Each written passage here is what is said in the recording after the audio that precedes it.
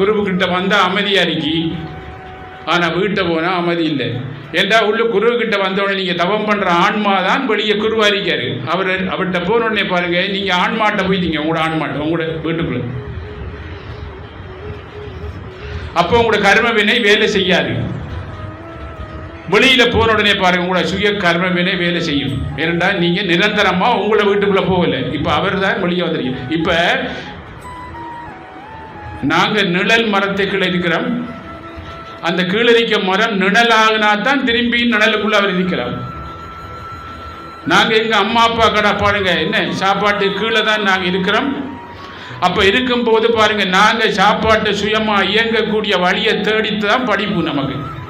அதான் தொழில் படிப்பு. நீங்கள் படிக்கிற படிப்புலாம் தொழில் படிப்பு, சாப்பாட்டு படிப்பு. சாப்பாட்டு அந்த சாப்பாட்டு படிப்பும் பாருங்க, சரியா சாப்பிடணும்டா கர்மம் கூட ஆற்றாமல் இருக்கிறீங்கன்னா உள்ளுக்குள்ள இருக்க ஆழ்மனத்தோட தொடர்பு கொண்டா தான் என்ன கர்மம் கூட ஆற்றாமல் நாங்கள் தொழிலில் செய்கிற சம்பளத்தை செலவழிக்காமல் இருப்போம். இல்லாட்டி என்ன ஆசைக்கு கூட வந்து அப்படின்னா எடுக்கிற சம்பளத்தை இங்கே ஆசையில் கட்டுப்பாட்டில் இருக்கும் மனம் அங்கே செலவழித்து போட்டுரும், கடன் வாங்கணும். அப்போ ஆன்மீகம் கட்டாயம் தேவை. நான் நிரூபித்து காட்டுவேன் இந்த உலகத்தில் பாருங்கள், இந்த 3 மரத்துக்குள்ள இருக்கும். ஏன்னா நான் அதை பார்த்தா உபதேசம் பண்ணுறேன்.